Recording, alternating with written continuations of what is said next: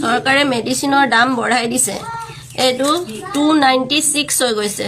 এইটো দাম আছিলে 230, তাৰপাছত 250 আনিছোঁ ৰেবলেট আইটি। এইটো এৰা জীয়াই থাকিব নোৱাৰোঁ, এনেকুৱা বেয়া অৱস্থা। মানুহে বেমাৰ হয়, আমাৰ নিচিনা যিখিনি মিডিল ক্লাছ ফেমিলি তেওঁলোকে ক'ৰ পৰা কিনিব? যদি মাহত আমি 5,000-6,000 টকাৰ চেলাৰী পাওঁ, সেইটো দি কিনে কি আমি দৰৱ কিনি খাব পাৰোঁ? ইমানকৈ দৰৱৰ দাম বঢ়াইছে। এইটো কোনটো চৰকাৰে বঢ়াইছে? কোনে বঢ়াইছে? কিয় বঢ়াইছে? আমি ক'ৰ পৰা খাম? আমি যদি দৰৱে নাখাওঁ, আমি যদি জীয়াই নাথাকোঁ, ভোট ক'ৰ পৰা দিম আপোনালোকক? হা, কালি পৰহিৰ পৰা জ্বৰ এনেকুৱা শৰীৰত লৈ কিনে একদম শৰীৰখন নাই চলা। জ্বৰৰ দৰৱ এইটো আনি কিনে জ্বৰৰ দৰৱ আনিবলৈ পইচা নহ'ল। আপোনালোকে দিব নেকি?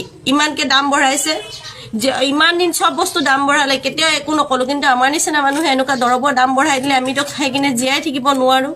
আৰু দৰৱ নহ'লে এইটো দৰৱ যদি ৰাতিপুৱা নাখাওঁ কোনোমতে জীয়াই থাকিব নোৱাৰে। এইটো দৰৱ লাগিবই লাগিব। কি কাৰণে ইমান দাম বঢ়াইছে? আকৌ আমাৰ পৰা ভোট লাগে, আমি ভোট দিম। হা, কোনটো কাক জিকাম? আমি কাৰ কাৰণে কৰিম? আমাৰ তো কোনো এক্সট্ৰা ইনকাম নাই, আমিতো এক্সট্ৰা ইনকাম নকৰোঁ। যি কাম কৰে, যি চেলাৰী পায়, সেইটো দি আমাৰ সংসাৰখন চলে। ক'ৰ পৰা পাম আমি পইচা এক্সট্ৰাকৈ? যে ইমানকৈ এক্সট্ৰাকৈ পইচা আমাৰ পৰা লৈছে, কি কাৰণে লৈছে? আমাৰ কথাটো বুজক। চব বস্তুৰ দাম বঢ়াক। চৰকাৰে মেডিচিনৰ দাম বঢ়াই দিছে। এইটো 296 হৈ গৈছে। এইটো দাম আছিলে 230, তাৰপাছত 250 আনিছোঁ ৰেবলেট আইটি। এইটো এৰা জীয়াই থাকিব নোৱাৰোঁ, এনেকুৱা বেয়া অৱস্থা। মানুহে বেমাৰ হয়, আমাৰ নিচিনা যিখিনি মিডিল ক্লাছ ফেমিলি তেওঁলোকে ক'ৰ পৰা কিনিব? যদি মাহত আমি 5,000-6,000 টকাৰ চেলাৰী পাওঁ, সেইটো দি কিনে কি আমি দৰৱ কিনি খাব পাৰোঁ? ইমানকৈ দৰৱৰ দাম বঢ়াইছে। এইটো কোনটো চৰকাৰে বঢ়াইছে? কোনে বঢ়াইছে? কিয় বঢ়াইছে? আমি ক'ৰ পৰা খাম? আমি যদি দৰৱে নাখাওঁ, আমি যদি জীয়াই নাথাকোঁ, ভোট ক'ৰ পৰা দিম আপোনালোকক? হা, কালি পৰহিৰ পৰা জ্বৰ এনেকুৱা শৰীৰত লৈ কিনে একদম শৰীৰখন নাই চলা। জ্বৰৰ দৰৱ এইটো আনি কিনে জ্বৰৰ দৰৱ আনিবলৈ পইচা নহ'ল। আপোনালোকে দিব নেকি? ইমানকৈ দাম বঢ়াইছে যে ইমান দিন চব বস্তু দাম বঢ়ালে, কেতিয়াও একো নক'লোঁ। কিন্তু আমাৰ নিচিনা মানুহে এনেকুৱা দৰৱৰ দাম বঢ়াই দিলে আমিতো খাই কিনে জীয়াই থাকিব নোৱাৰোঁ। আৰু দৰৱ নহ'লে এইটো দৰৱ যদি ৰাতিপুৱা নাখাওঁ কোনোমতে জীয়াই থাকিব নোৱাৰে। এইটো দৰৱ লাগিবই লাগিব। কি কাৰণে ইমান দাম বঢ়াইছে? আকৌ আমাৰ পৰা ভোট লাগে, আমি ভোট দিম। হা, কোনটো কাক জিকাম? আমি কাৰ কাৰণে কৰিম? আমাৰ তো কোনো এক্সট্ৰা ইনকাম নাই, আমিতো এক্সট্ৰা ইনকাম নকৰোঁ। যি কাম কৰে, যি চেলাৰী পায়, সেইটো দি আমাৰ সংসাৰখন চলে। ক'ৰ পৰা পাম আমি পইচা এক্সট্ৰাকৈ? যে ইমানকৈ এক্সট্ৰাকৈ পইচা আমাৰ পৰা লৈছে, কি কাৰণে লৈছে? আমাৰ কথাটো বুজক। চব বস্তুৰ দাম বঢ়াক। চৰকাৰে মেডিচিনৰ দাম বঢ়াই দিছে। এইটো 296 হৈ গৈছে।